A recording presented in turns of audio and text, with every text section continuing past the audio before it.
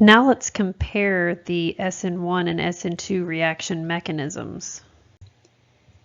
Here I've tabulated the four components of the SN1 and SN2 reaction, as well as the stereochemical outcome of those reactions. And so to recap, recall that the SN1 mechanism works best with tertiary substrates, but will also work with secondaries, while the SN2 works best for methyls or primaries, but will also work with secondary substrates. The leaving group is the same for both. We're considering alkyl halides right now, so the halogen that will leave the best is iodine and the worst is fluorine. For the SN1 reaction, a protic solvent is preferred, like water or an alcohol. For the SN2 reaction, an aprotic solvent is preferred.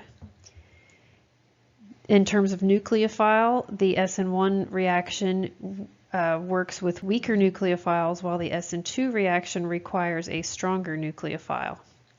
And then finally, the stereochemical outcome of the SN1 reaction is going to be racemization of a chiral carbon, and the SN2 reaction leads to inversion of a chiral carbon.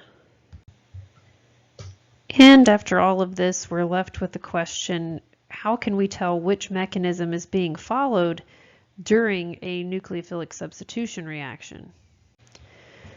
When you're looking at a reaction and you're trying to decide if it's undergoing an SN1 or SN2 mechanism, the first thing that you're going to consider is the substrate. Primary and methyl substrates can only undergo an SN2 reaction mechanism, and tertiaries can only undergo an SN1 reaction mechanism. So the tricky ones are the secondaries. And if you have a secondary substrate, it could be either undergoing an SN1 or an SN2 reaction. And you have to look at the conditions to analyze it a little further. And if it's in a protic solvent with a weak nucleophile, that's going to tell you that it's most likely SN1.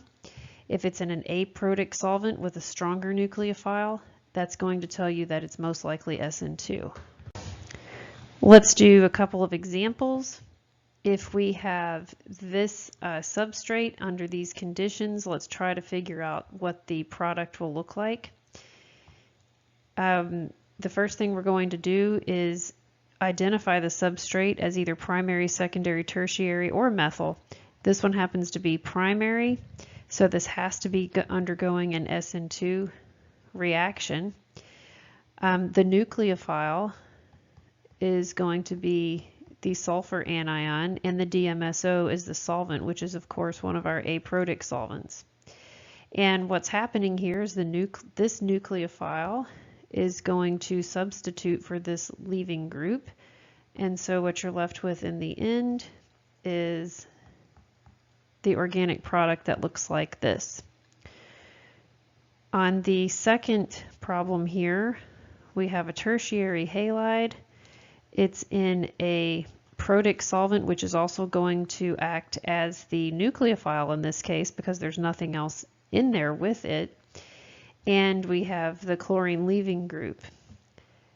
What we're going to end up with here is this is all still intact, but we're going to get a new bond between the carbon and the oxygen. Remember, it's the oxygen part of that ethanol that's nucleophilic.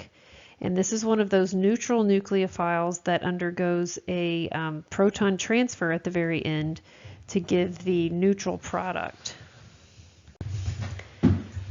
Let's look at a couple of secondary substrates. These are a little trickier.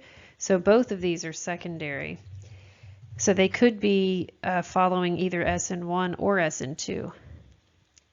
Up here we have sodium cyanate. Cyanate ion was an example of a strong nucleophile, and this is in an aprotic solvent. So we're going to say that this is undergoing SN2 chemistry. Notice that this is a chiral center, and during the course of an SN2 reaction, we want to make sure that we bring the nucleophile in from the opposite side that the leaving group was on. So the hydrogen will end up in the front and the nucleophile will end up in the back. In the second problem here, we have a solvolysis type reaction where we have the protic solvent also acting as the nucleophile. In this case, we're going to have